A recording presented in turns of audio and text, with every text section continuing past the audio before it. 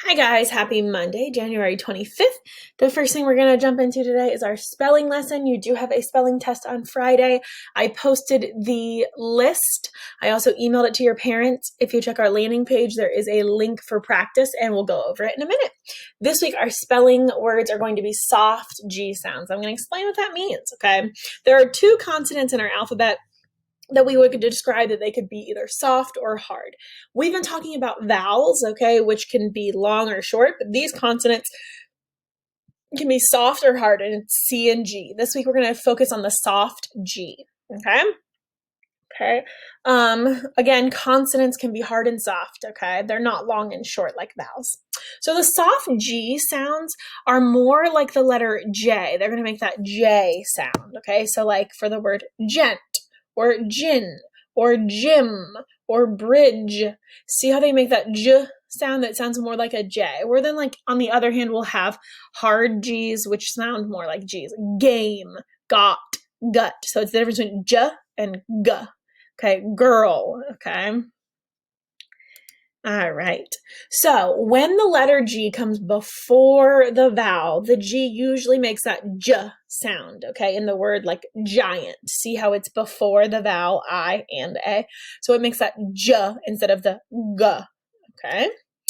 All right. So how can we spell that soft G sound, okay? We're going to have G-E sometimes paired together that make the general, so it kind of drags it out.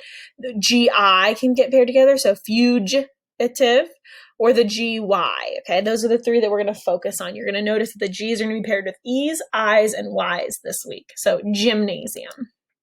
All right, so let's go ahead and sort our spelling words into the appropriate boxes. You just look it up. G-E, general, obviously goes here. Gesture, there. Cottage, G-E, there, okay? Ledge, like the ledge, like a picture ledge or a ledge at your house, G-E, again, here. Oh my goodness, so many G's. Genre, here. Changes, here. Suggest, here. Courage, here. Knowledge, G-E. Gemologist, oh, there's a G-I finally. Refrigerator, G-E over here. Language, G-E. Man, that G-E is just packed, isn't it? Fugitive, another G-I. See how the G is next to the I. Dungeon, G-E, right here in that G-E category. Generous, again, G-E. Interchangeable, again, we look for that G. It's next to the E. There we go. Legend, G-E. Illogical, that's a G-I. Marriage, G-E. And bandage, G-E. Okay, so a lot of those fit into that G-E category for sure. All right, so we are going to, your list is posted. There's also a spelling city link posted. Please remember to practice. We are also going to take time to practice in class on Monday, Tuesday, and Thursday, but please, please, please be ready for your spelling test Friday. All right, let's go ahead and jump into our lesson on conjunctions this week. We're back to some parts of speech, okay? So first we are gonna watch a video that you've probably seen. If it loads, give it 1 second. Your body grows bigger. Your mind. All right, here we go. If you may have heard this, this is Schoolhouse Rock Conjunction Junction. It's great to learn. 'Cause knowledge is power. It's Schoolhouse Rocky, a chip on the block of your favorite schoolhouse rock. You've been waiting for Conjunction Junction.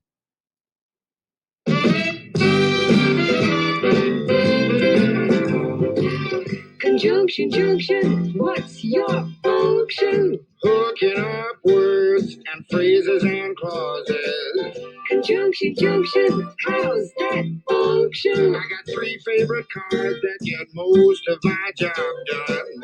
Conjunction junction, what's their function? I got and, but, and or. They'll get you pretty far. And that's an additive like this and that. But that's sort of the opposite. Not this, but that. And then there's or, O-R. When you have a choice like this or that. And but and or get you pretty far. Conjunction junction, what's your function? Hooking up 2 boxcars, making them run right. milk and honey, bread and butter, peas and rice. Hey, that's nice. Dirty but happy, digging and scratching, losing your shoe and a button or two. He's poor but honest, sad but true. Ooh. Conjunction, junction, what's your function? Hooking up two cards to one when you say something like this. Choice, either now or later, or no choice. Neither now nor ever. Hey, that's clever. Eat this or that, grow thin or fat. Never mind, I wouldn't do that. I'm fat enough now. Conjunction, junction, what's your function? Hooking up phrases and clauses that balance like out of the frying pan and into the fire. He cut loose the sandbags, but the balloon wouldn't go any higher. Let's go up to the mountains or down to the seas. You should always say thank you or at least say please. Conjunction, junction, what's your function? Hooking up words and phrases and clauses in complex sentences like, in the mornings when I'm usually wide awake, I love to take a walk through the gardens and down by the lake where I often see a duck and a drake. And I wonder as I walk by just what they'd say if they could speak. Although I know that's an absurd thought. Conjunction, junction, what's your function? Hooking up cars and making them function. Conjunction, junction, how's that I function? like tying up words and phrases and clauses. Conjunction, junction, watch that I'm function. gonna get you there if you're very careful. Conjunction, junction, what's your I'm function? going to get you there if you're very careful. Conjunction, junction, what's your I'm function? going to get you. All right. So that was just a nice little introduction to what the conjunctions we are going to be looking at today. So our first question is, what is a conjunction?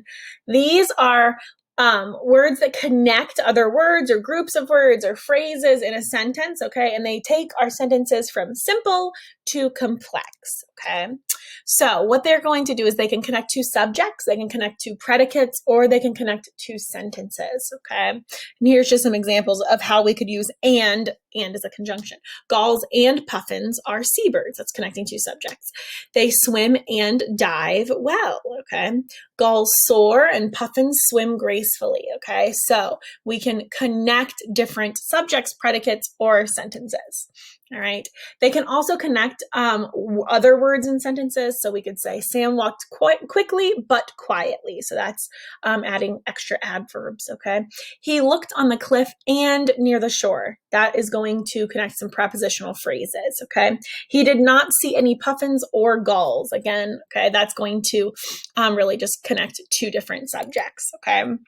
Today, we're going to focus on the easy stuff. I know that I just said a lot. I know that's confusing, but we are going to focus on coordinating conjunctions. The easiest way to remember coordinating conjunctions is fanboys, okay? There are only 7 coordinating conjunctions. They are the easiest to use: for and nor, but or yet so. Okay, this graphic is going to show up a lot. I'm even going to put it on your Show It to help you. It's not there now, but I will put it. Sorry, my computer has a mind of its own. But coordinating conjunctions, please just remember fanboys: for and nor, but or yet so. They're the easiest ones. So for is the first one, okay? And that we use that to show reason, okay? So we use it in place of the word because. I wore my blue dress for everyone was dressing up. So we could have said because there, but for is the conjunction that we would use. And, okay, that joins together two things, okay? Swans and penguins swim. Nor, that's going to show a negative choice. So neither penguins nor ostriches can fly, okay? Next we have but, okay, which shows contrast or the opposite of something. So swans live on ponds, but penguins do not. See how that shows the contrast? Or it shows a positive choice, okay? So penguins slide or waddle, so it just gives you two choices there. Yet is also going to show contrast. We could use it instead of but, so both of those show contrast. Brian hurried, yet time was running out. And so it shows results, okay? I wanted to stay home, so I told my mom I was sick, okay? Those are the 7 conjunctions that we are going to focus on today. So let's practice, okay? Tina doesn't like red, but she does like pink.